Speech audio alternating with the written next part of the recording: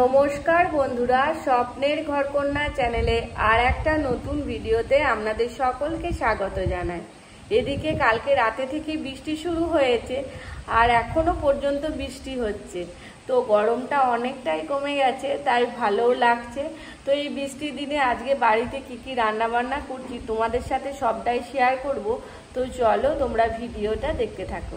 আর এই যে বৃষ্টি হচ্ছে, মেঘ দেখতে অন্ধকার হয়ে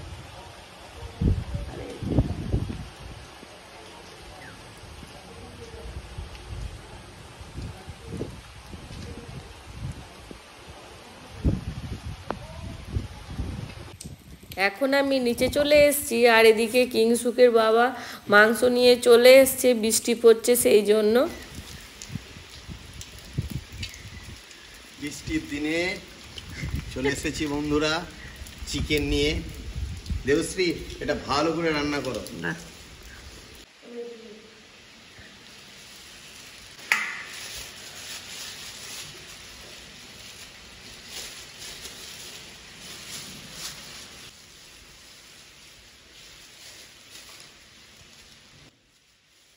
মাংসটা প্যাকেট থেকে বের করে নিয়েছি। আর এদিকে তো আগেই আমি রান্না চাপিয়ে দিয়েছিলাম, এই যে কড়াইয়ে তেল দিয়ে দিয়েছি। আর এখন তেলটা গরম হয়ে যাওয়ার পর আমি শাকগুলো সব দিয়ে দিচ্ছি। আর আজকে বাগান থেকে অনেকটাই শাক তোলা হয়ে গেছে, তাই কড়াইয়ে ধরছিল না, সেই জন্য আমি একটু হাতে করে করে চেপে দিচ্ছিলাম। আর শাক তো কিছুক্ষণ পর হেজে গেলেই অনেকটা কমে যাবে। আর এই যে কথা বলতে বলতে শাকটা হেজেও গেছে। এখন আমি লবণ আর একটু হলুদ গুঁড়ো দিয়ে দিলাম। আর এখন আমি শাকটাকে ভেজে নেব। ওদিকে শাকটা হচ্ছে আর আমি এদিকে কড়াই চাপিয়ে দিয়েছি। আর কড়াইয়ে আমি তেল দিয়ে দিলাম, এদিকে মাংস রান্নাটা করে নেব। আর এই যে এখন আমি শুকনো লঙ্কা দিয়ে দিয়েছি আর একটু চিনি দিয়ে দিলাম। তেলটা গরম হয়ে গেছে, এখন আমি কুচানো পেঁয়াজগুলো সব দিয়ে একটু হালকা করে নেড়ে নিচ্ছি। আর এই যে পেঁয়াজটা এখন ভাজা ভাজা হয়ে গেছে, এখন আমি যে মশলাটা তৈরি করেছি সেটা দিয়ে দিচ্ছি।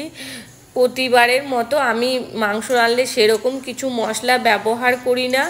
ওই আদা, রসুন, পেঁয়াজ আর ওই শুকনো লঙ্কা, হলুদ গুঁড়ো, জিরে গুঁড়ো আর পরিমাণ মতো লবণ দিয়ে দিয়েছি। তো এখন আমি মশলাটাকে ভালো করে এখন কষিয়ে নিচ্ছি।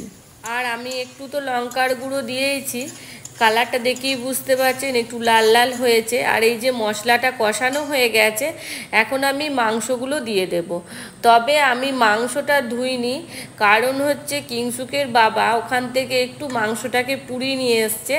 তো এইরকম মাংস যদি পুড়িয়ে আনে, মাংস রান্নাটা বেশ ভালো হয় আর টেস্ট হয় খেতে। তার জন্যই আমি ধুলাম না, পোড়া মাংস ধুলে আবার টেস্টই থাকবে না, সেই জন্য। আর এই যে মশলার সাথে আমি একটু মাংসটাকে ভালো করে কষিয়ে নেব।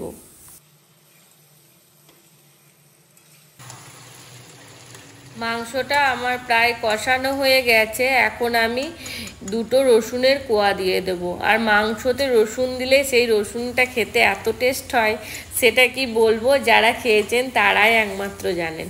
তবে আমি মাংস হলেই আমার বাড়িতে দুটো রসুনের কোয়া দিতেই হবে, কারণ কিংসুকের বাবার কিংসুক খেতে খুব ভালোবাসে আর আমারও ভালো লাগে।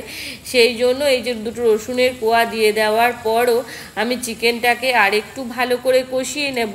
আর এই যে কষানোও হয়ে গেছে, এখন আমি পরিমাণ মতো জল দিয়ে দেব।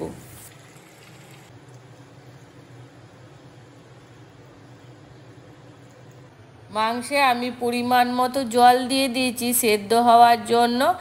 আর এখন 5 মিনিট মতো হয়ে গেছে, তো তার জন্যই ঢাকনাটা খুলে দিচ্ছি। আর এই যে মাংসের লাল লাল ঝোল আমার রেডি হয়ে গেছে, এখন আমি গ্যাসটা বন্ধ করে দিচ্ছি।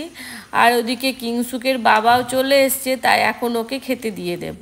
কিংসুকের বাবা রেডি হয়ে গেছে স্কুল যাওয়ার জন্য। আর এই প্রথমবার কিংসুকের বাবা বাড়ি থেকে রেনকোট পরে যাচ্ছে, কারণ এবছরে সেরকম বর্ষা তো এদিকে হয়ইনি। এই প্রথম যে কালকে রাতে থেকে বৃষ্টি শুরু হয়েছে, এখনো পর্যন্ত বৃষ্টি পড়ছে।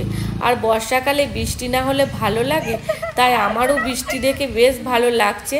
আর ওদিকে কিংসুকও খুবই আনন্দ পাচ্ছে, কারণ ও আজকে ঠিক করেছে বৃষ্টিতে ভিজবে। তো আমি বললাম ঠিক আছে, আমরাও তো ছোটোবেলায় এরকমই ছিলাম, স্কুল থেকে আসার সময় বৃষ্টিতে ভিজে ভিজে আসতাম, বেশ ভালো লাগতো। আর কিংসুকেরও তাই, কেমন আনন্দ করছে একবার দেখুন।